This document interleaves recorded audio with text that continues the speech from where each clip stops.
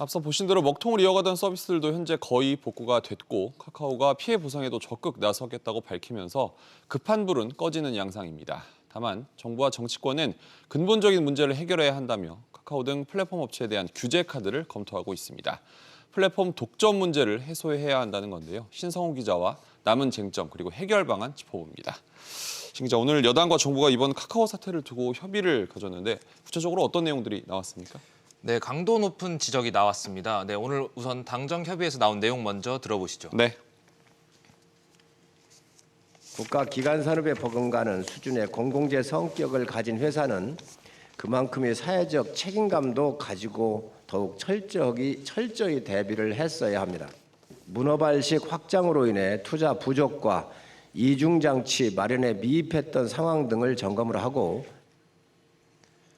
네, 전 국민이 사용하는 카카오톡 메신저 자체는 무료지만 금융과 게임, 택시 등 카카오와 연계된 이 서비스, 생활 밀착형 서비스들은 사실상 유료입니다. 네. 초기에 다수 이용자를 선점한 사업자가 시장을 독식하는 플랫폼 사업의 특성상 카카오는 서비스를 안정화하기보단 확장하는 데 주력해온 것이 사실인데요. 이를 규제할 제도적 장치가 없었던 것도 문제입니다. 네. 결국 이번 사태에 대한 정부 대응 역시 소 잃고 외양간 고친다는 비난을 피하긴 어렵습니다. 지금이라도 제대로 고쳐서 더 이상 소를 잃지 않도록 하는 게 중요할 텐데 제대로 고치려면 어떤 점이 중요할까요? 네, 정부와 정치권 모두 이제 이번 사태에 대한 후속 대책의 방점으로 플랫폼 독과점을 두고 있습니다. 네. 일부 전문가들은 이번 사태와 독과점 문제는 별개의 산으로 봐야 한다는 주장입니다.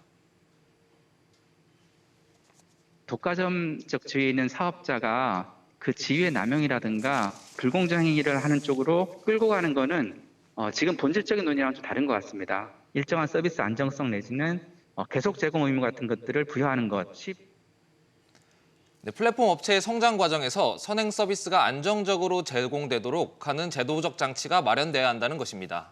서비스 안정성이나 보안 설비 투자 등을 제대로 하는지 이를 점검하는 것이 더 바람직하다는 말인데요. 네. 마침 카카오는 오늘 연내 이중화 조치를 보강하겠다고 밝힌 만큼 해당 조치가 제대로 이행되는지가 관건이 될 것으로 보입니다. 지금 구체화되고 있는 방안들로는 주로 어떤 것들이 있습니까? 네, 당장 이번에 문제가 됐던 이중화를 의무화하는 조치가 먼저 시행될 것으로 보이는데요. 네. 이외에도 당정은 민간 데이터 센터를 재난관리시설로 지정하는 방안도 추진합니다. 한편 공정거래위원회는 온라인 플랫폼 사업자의 독점 지위에 대해 심사 지침 제정 작업을 서두르고 있습니다. 네. 카카오의 경우 134개의 계열사를 거느리고 있는데 연 매출 300억 이하인 회사를 인수할 때 별다른 심사 과정이 생략되기 때문입니다. 이러다 보니 기존 서비스에 대한 투자보단 인수 비용이 커졌는데 기존 제조업의 잣대 외에 플랫폼 업체에 맞는 기준점을 다시 세우겠다는 의미로 보입니다. 이번 사태를 계기로 플랫폼 업계 대지각 변동이 일어날 것 같습니다. 신 기자 잘 들었습니다.